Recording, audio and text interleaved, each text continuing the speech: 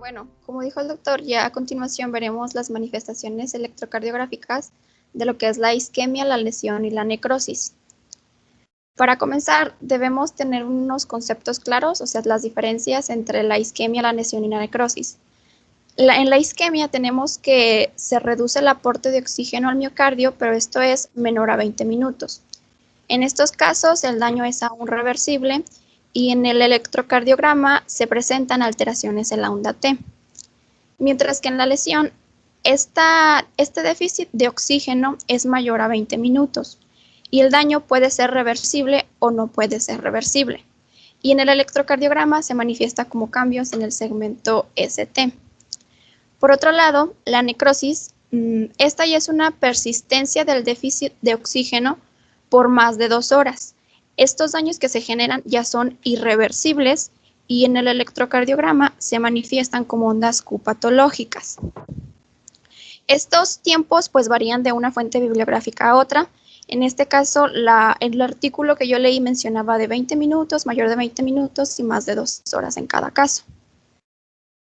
Aquí tenemos como una secuencia de los cambios electrocardiográficos que se verán en las cardiopatías, en la isquemia, lesión y la necrosis.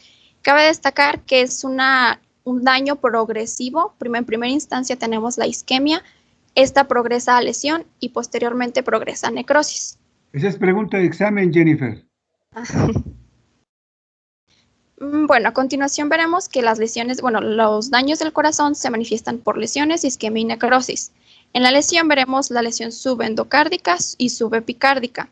En la isquemia tendremos la subendocárdica también y la subepicárdica. Y en la necrosis, que se manifiestan ya también como infartos, tendremos la subendocárdica, la subepicárdica y el infarto transmural. Bueno, antes de comenzar de lleno a lo que son estas lesiones, isquemias y necrosis, tenemos que tener en cuenta unos conceptos importantes. Hablaremos de lo que es el subendocardio, que es la parte interna del corazón que ve hacia la luz de las cavidades. Y por otro lado tenemos el subepicardio, que es la parte externa que mira hacia afuera del corazón. Y cuando nos refiramos a transmural, quiere decir que abarca tanto subendocardio como subepicardio. Bien, toda la pared. Bueno, tenemos que en condiciones fisiológicas, en condiciones normales, el potencial de acción del subendocardio es ligeramente más prolongado en comparación del subepicardio.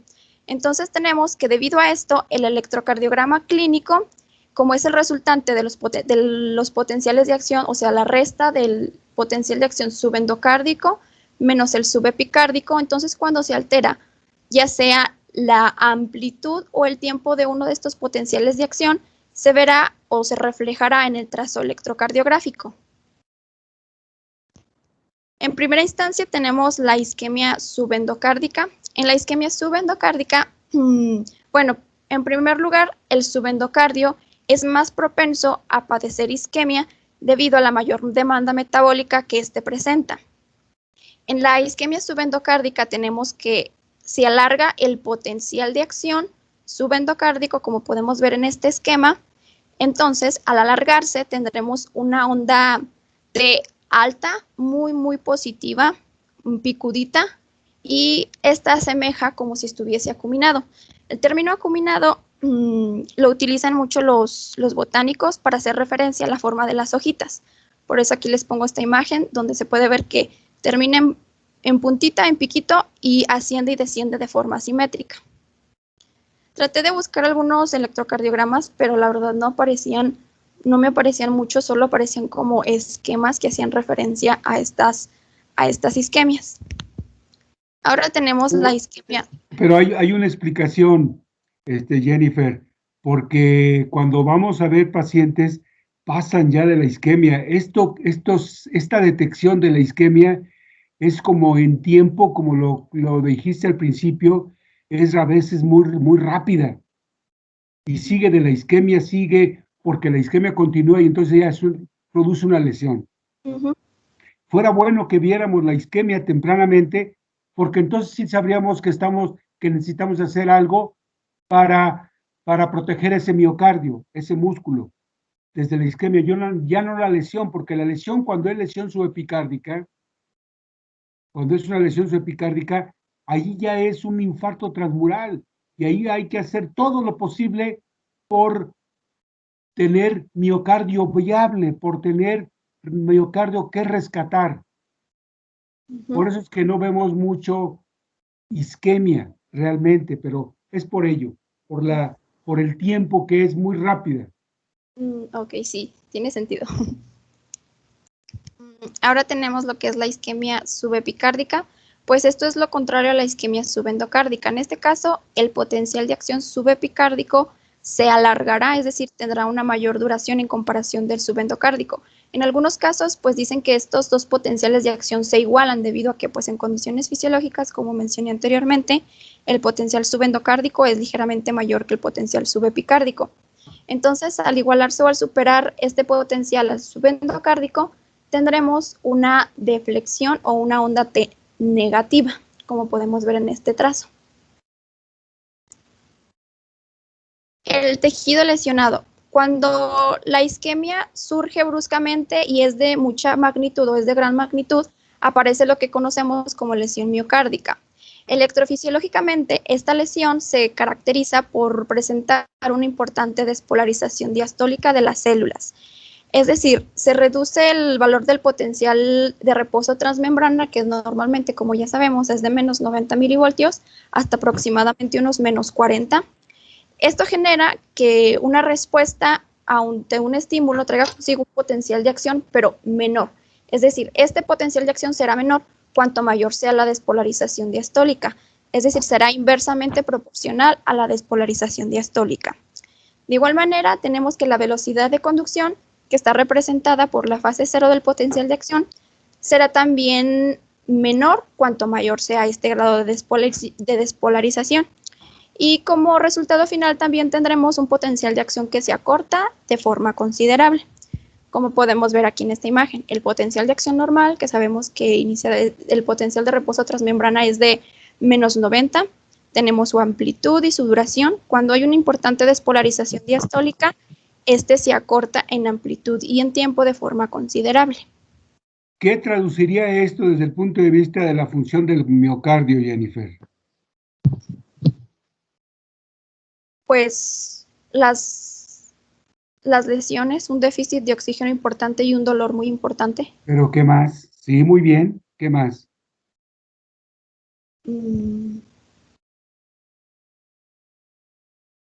¿Cómo sería el movimiento muscular?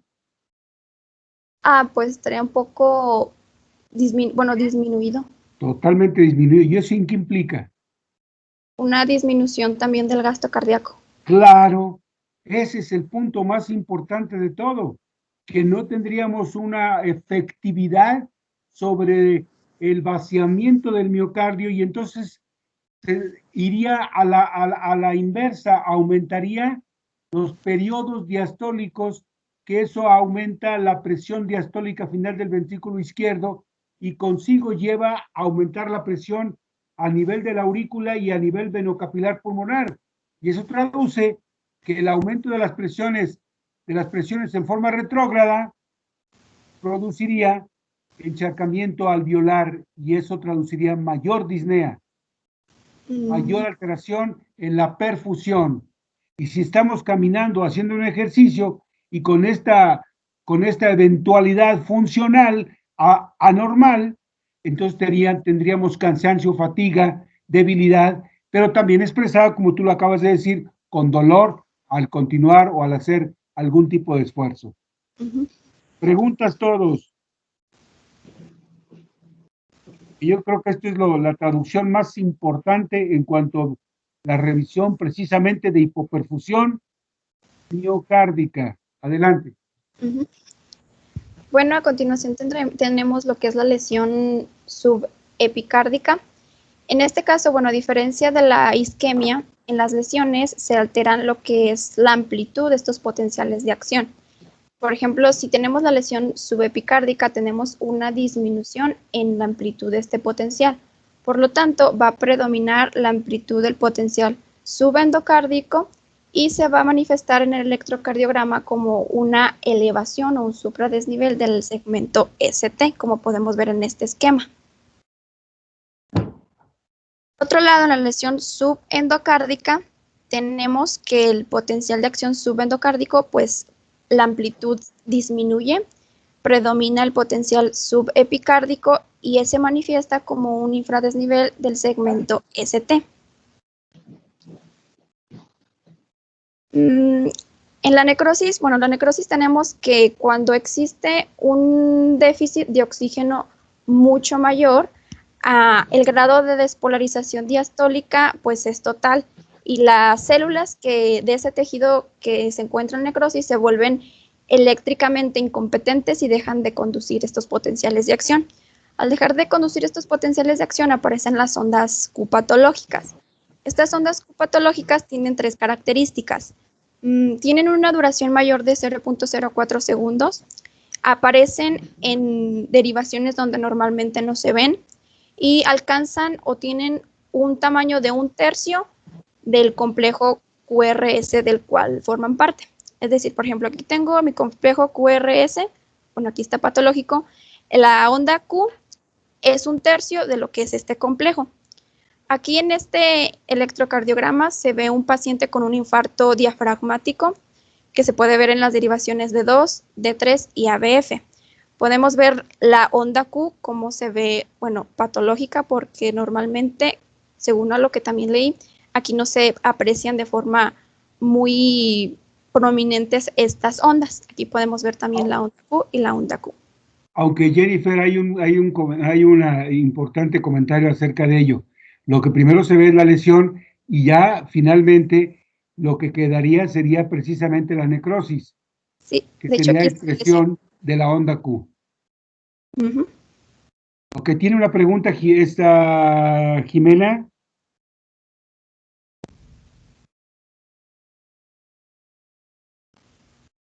No, ok.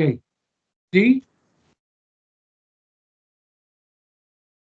No, adelante, por favor. Muy bien.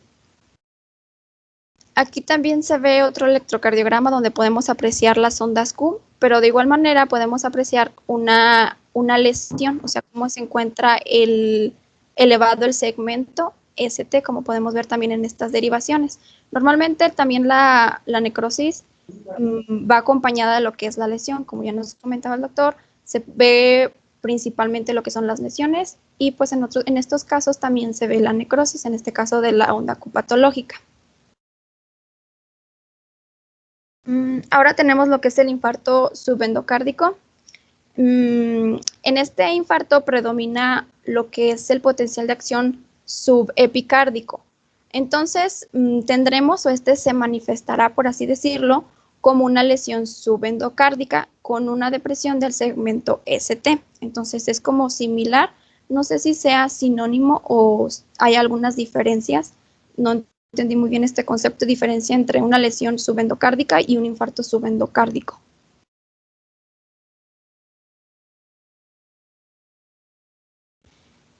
Ahora tenemos el infarto subepicárdico.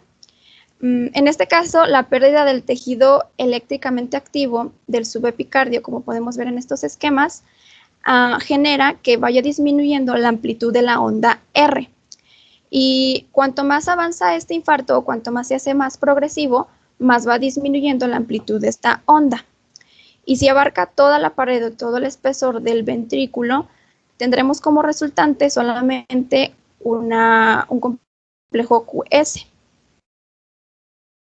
Como les mencionaba, el infarto transmural es que abarca todo el espesor del ventrículo izquierdo, por ejemplo, en este caso de este esquema.